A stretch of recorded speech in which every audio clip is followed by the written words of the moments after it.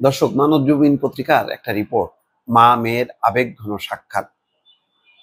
সেই সাক্ষাৎটি হয়েছে আহ, তারেক রহমানের সহধর্মিণী ডাক্তার জুবাইদা রহমানের সঙ্গে তার মা সৈয়দা ইকবাল মান্দ বানুর সাথে, এবং এটি হাসপাতালে।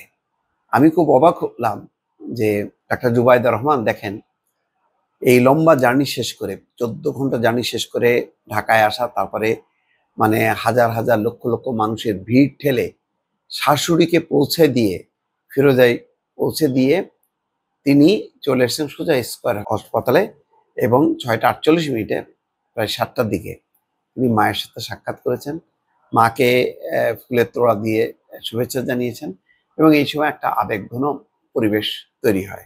এখন ডাক্তার জুবাইদা রহমান, বেশ কিছুদিন তাকে নিয়ে আলোচনা থাকবে, রাজনৈতিক মহলের নজর থাকবে তার দিকে। জুবাইদা রহমান সামাজিক যোগাযোগ মাধ্যমে বিভিন্ন রাজনৈতিক পোস্ট তিনি দিতেন, নিয়মিতভাবে শেয়ার করতেন এবং একটা ভূমিকা রাখার চেষ্টা করতেন। তবে প্রধানত তারেক রহমানকেই সহযোগিতা করেছেন রাজনৈতিক কর্মকাণ্ডে।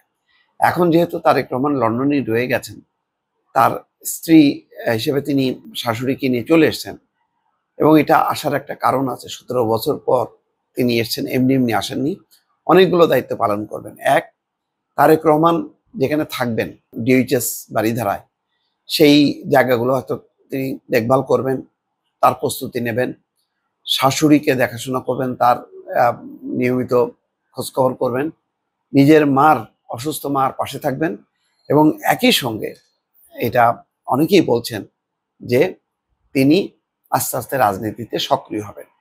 তারেক রহমানের গোটা পরিবার বলতে গেলে এখন রাজনীতিতে জড়িয়ে গেছেন। কয়েকদিন আগে মার্কিন যুক্তরাষ্ট্রের একটা অনুষ্ঠানে জাইমা রহমান, তারেক রহমানের কন্যা, ব্যারিস্টার জাইমা রহমান, তিনি কিন্তু দলের পক্ষ থেকে সেখানে অংশ নিয়েছেন, যেখানে মির্জা ফখরুল ইসলাম আলমগীর সহ অন্যান্য সিনিয়র নেতারা ছিলেন।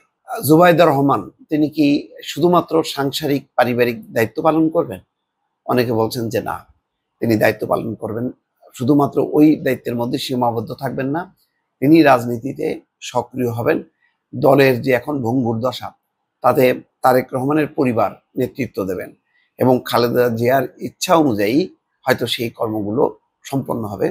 তারেক রহমান একার পক্ষে পুরো পরিস্থিতি সামাল দেওয়া সম্ভব হবে না। তার অন্যতম সহযোগী হিসেবে ডাক্তার জুবাইদা রহমান রাজনীতিতে আসবেন, এবং হয়তো তিনি দেশব্যাপী যদি সফর শুরু করেন, তাহলে একটা প্রাণ চাঞ্চল্য তৈরি হবে। এখন বিএনপির যে অবস্থা, সারা দেশে বিএনপির অসংখ্য নেতা কর্মী, তাদেরকে উজ্জীবিত করা, নির্বাচনের প্রস্তুতি নেওয়ানো এবং মনোবল ফিরিয়ে আনা, রাজনীতিতে একটা শক্ত অবস্থান তৈরি হওয়া বিএনপির জন্য, এবং সেই কাজে ডাক্তার জুবাইদা রহমান নিজেকে নিয়োজিত করবেন বলে অনেকে ধারণা করছেন। এখন দেখা যাক সামনের রাজনৈতিক পরিস্থিতি, দলের সিদ্ধান্ত কি হয়। নিশ্চয়ই সেই দিকে লক্ষ্য থাকবে সবার। ভালো থাকবেন। আল্লাহ হাফেজ।